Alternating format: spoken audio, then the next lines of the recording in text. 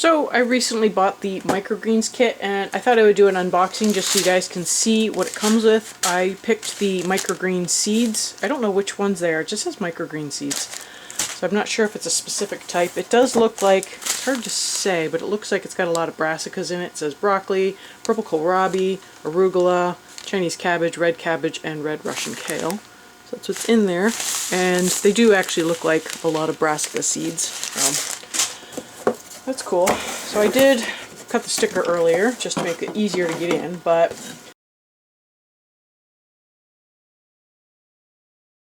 welcome back. Thank you so much for joining me today. If you're new here, I'm Kathryn, the Aerogarden Homesteader, and today I am looking at the microgreens starter tray from Aerogarden, and I will also be doing a garden update, so stay tuned for that. This is what it comes with. It comes with, this looks like a pump adapter. It comes with some pads. I'm going to figure out if there's a way to get these pads aftermarket. And then there is the unit. Oh, they have domes now. I thought they didn't have domes, so that's actually pretty cool.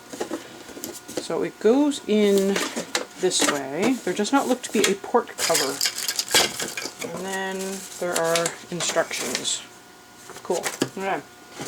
So I have an empty Aerogarden that I just recently cleaned up. I did a bad job cleaning it up because I knew I was going to be using it again, but it's clean enough for this purpose. So I left the pump off of it. I didn't know I was going to, how the assembly was going to work, so I just kind of left some of it in pieces.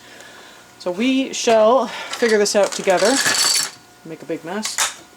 So I'm going to get this tape off. I will zip through this because it's tape. Okay, these lids do not feel like they are made of the thickest material, so just definitely be careful with that. Okay, the trays are removable. Nice. Aha! It does come with a port cover. Excellent. Okay. Cool. Okay, so let's see what the instructions say about assembling the pump tower, pump base. Okay, so the drain and the filter go in the top part. This is it's interesting that it just doesn't have you reuse the other one, so there must be a difference in height. So of course it doesn't say which direction to put it in. Okay.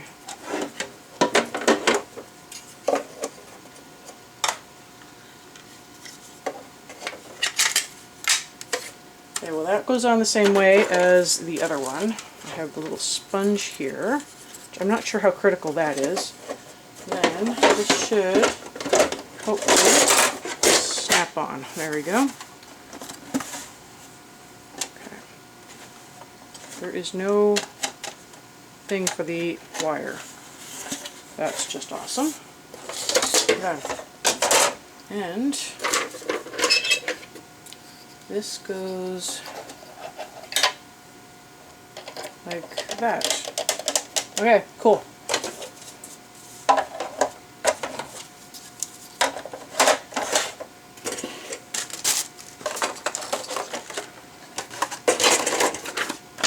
So I obviously need to put a pad down.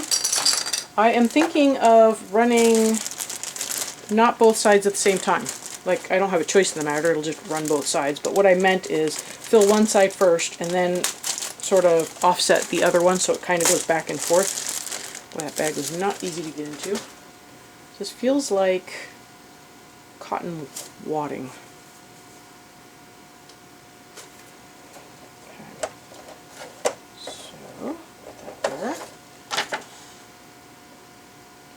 And then obviously this just fits in here.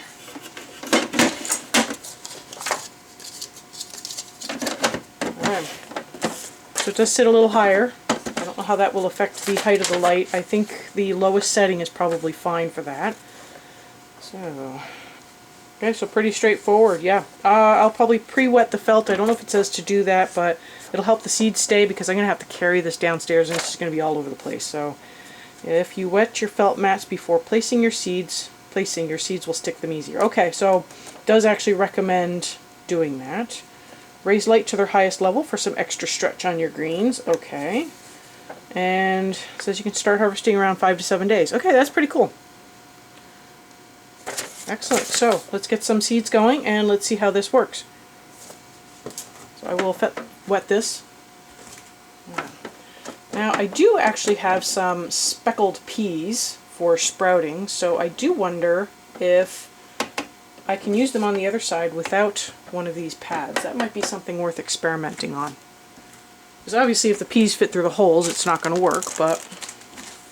Okay, so if you have the harvest, it'll be 2 teaspoons per side, and if you have a bounty, it'll be 4 teaspoons per side. So I probably should have picked up a harvest one. The bounty might be a little too big for my needs, but I guess we'll see. Doesn't hurt to have extra. So I am getting some on the edges here. Oh, got all the holes blocked. So the felt pad doesn't fit all the way. I do have some seeds that are kind of on the edges. I will probably have to go back and sort of pick those up. Make sure they don't fall through. So I'm going to be a little more careful where I'm placing them. Okay, well, I might start with 3 teaspoons instead of doing the full 4. Okay, let's see how many fell through. Well, I got a few that fell through. I don't know if you can see them, but there's... So here on the edge, some of them are not on the pad. And then underneath, I actually had a few fell off as well, fell through the holes. So I definitely need to make sure the pad sits properly to cover the hole. Yeah, there's a hole right here that is not getting fully covered. So I know you can't see that, but the angle, because of the angle. So I need to go through, pick out all these seeds, and pick out the ones here. But I just need to fill this up with water and put it under the light. So I will show you how it looks after it has been properly filled up and set in the bounty and ready to go. Just wanted to show you, it's been 2 days and I'm starting to get some sprouting going on. I did end up leaving a little buffer around the side just to prevent seeds from falling through. And for this side, what I ended up doing was I soaked some peas overnight, and they are now big enough, except for this random one here, but they are now big enough that they're not going to fall through, and I'm going to give this a try and sprout some peas on the other side. So I'll let you know how this goes. Wanted to show you what day 3 looks like. Looks pretty good. It kind of smells a little. I don't know, I can't tell if it's a good smell or a bad smell. I'll have to monitor that. It is very wet too. I don't know if you can see just how wet this is. Now on the other side, I did put in those soaked peas. They were big enough that they didn't fit through the holes, which was good. And so they're sprouting really well. So I'll have to see how that works. I wonder if a piece of screen might help as well. Then I don't have to worry about pre-soaking. But yeah, no, everything's looking pretty good. And I did feed it, just a light feed because I was already feeding the other plants. But yeah, no, this is pretty cool. This is day 3. It said I could harvest between day 3 and 5. So I think these ones are probably going to be a little bit later than day 3 because they are still really, I don't know if you can see how small they are. They're still pretty small. So I'll check them again at day 5. Obviously I'll just keep an eye on them in general, but I'll check on them again and they might be more ready to harvest at day 5. It is day 5 and I actually do believe I could start harvesting it now if I wanted to. It's gotten pretty tall. Actually the peas are doing really well as well. This one does not have any of the cotton wadding or whatever it is on the bottom. This one does. You can see that the water does pool quite a bit in there, versus on this side the water, there's water in there, but it's draining through a little bit faster. I do wonder if the peas will start blocking the holes at some point, but you can see it's also, they're dry on top, so I don't know if that's affecting anything or what, but they're doing good. These are doing good. They're beautiful too. There's like different colors of green in there. So, and some red over here. So yeah, it's really coming along. So kind of excited to give this a try soon. This is day 9 for the microgreens here and day 7 for the peas. The pea shoots have finally, not all of them, but most of them have opened most of their leaves. I may have put in too many seeds. It's very dense down there. These ones, I feel like, you know, the 3 tablespoons I put in, I know it was a little less than it called for, but I feel like that was a good density. There are some that are a little smaller than others, but what I've been doing is I've just grabbed some of these taller ones here at the top, and I hold the sponge down and I just pull them out. And then if I don't want the roots, I can just snap those off and, get rid of those. But for the most part, I've just been I denuded a little area here, but I've just been pulling them out and throwing them in my salad. So it's been really nice to have a little something different in my salad. This has actually been a really fun accessory to play with. I kind of wish I had gotten more. So if you got one of these under the tree this year, or just as a gift, or you just got one, it's been sitting around, definitely give it a try. It was so much fun. I look forward to eating more of these and using them in other ways other than just salad. And I did finally start harvesting some pea shoots recently, and they are very tasty. I do believe if you harvest pea shoots a little bit higher up, they will branch off and regrow again. So I'm harvesting them a little higher to see if that will happen, and I guess we'll find out. And on to the plant update. So oh my gosh, the celery, it is just growing insane. I need to feed it again. The amount of food I'm giving it seems to be doing well. So these are the newer leaves, and they're all nice. The older ones, which were looking not quite as nice, they still obviously look bad, but they were before I sort of increased the amount of food it was getting. But now that I've increased the amount of food, these new leaves are looking really nice. Now, these are nice, big, healthy plants right now. I do prune off some of the bottom ones as they start turning yellow. Now, my issue is this is getting quite big and it's starting to outgrow the bounty. I do wonder if I need to try to move this up to the farm, but I don't have space in it right now. But my pepper plants are kind of looking a little poorly. You'll see that in a few minutes. So I'm kind of thinking of maybe pulling out the pepper plants, putting these into one side of it, and then I'll have the other side empty, so when I start seed starting, and yes, that is coming up, I will be able to have some room for that. Now, the lettuce, I don't know what's going on. I actually wonder if it might have powdery mildew on it, because every time I touch it, like, powder flies off of it. I don't know if you can really see. It's got like powder. I don't know if I can, it's kind of backlit by the light, but it's really got a lot of powder on it.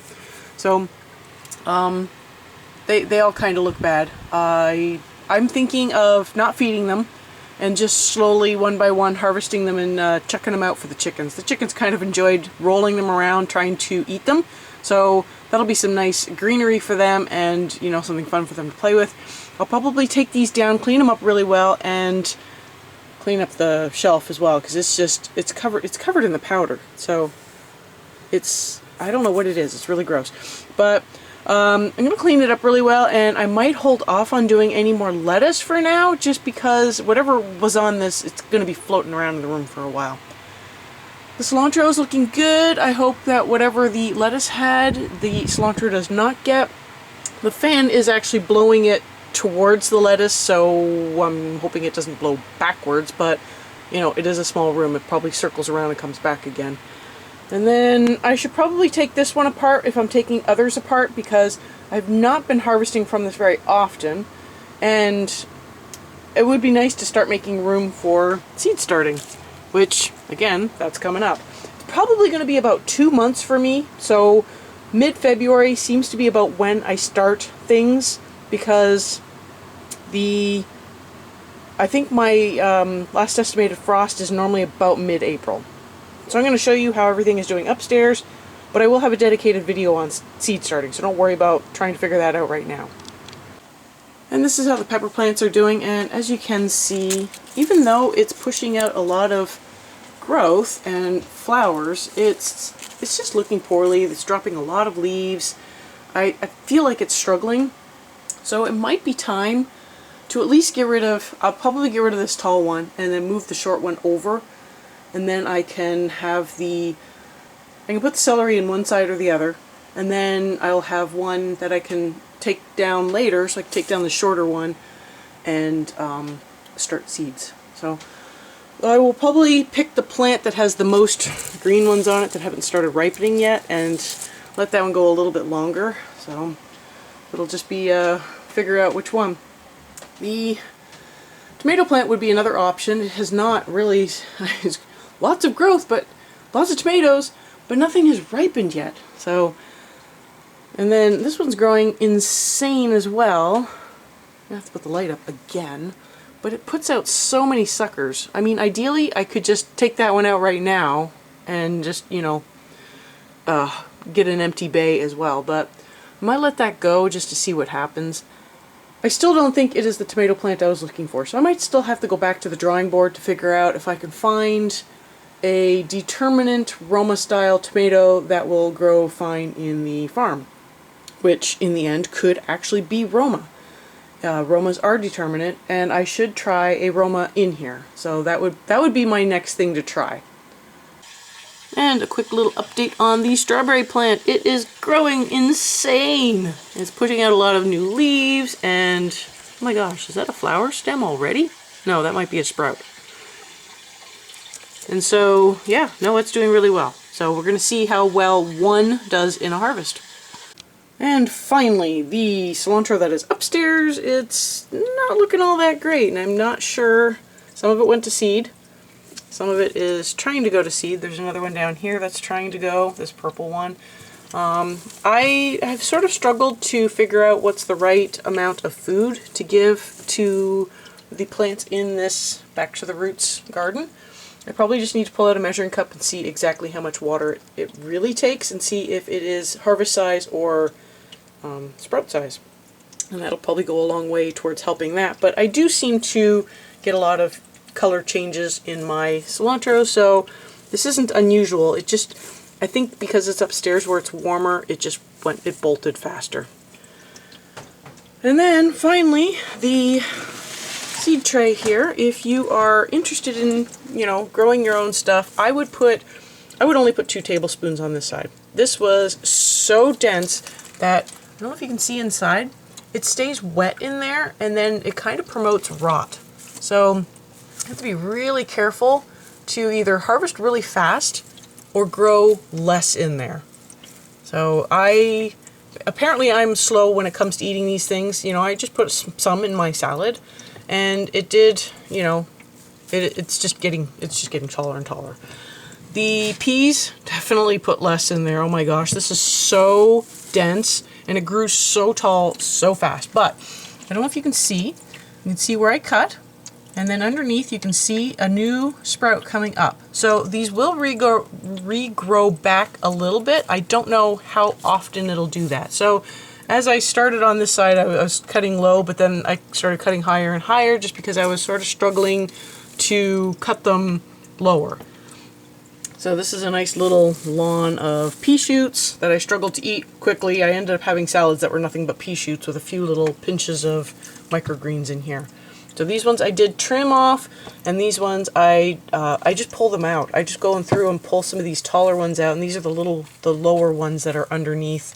See, there's still some seeds down there and little short ones. But anyways, I hope you found this video useful. I hope you learned a little bit more about this seed sprout tray. It was a lot of fun, and it's really nice to throw these different tasting greens in my salad, especially the peas. The peas were a lot of fun too. So let me know what you think. Let me know if you got one of these for Christmas or, just as a gift or something. Or if you just treated yourself, that happens too. But this is how I have been using it, and how I would use it in the future is obviously just put in fewer seeds on each side, and I think it would go a little bit better for me personally. Thank you so much for joining me today. I hope you found this video useful, and I will see you next time on the Aerogarden Homestead.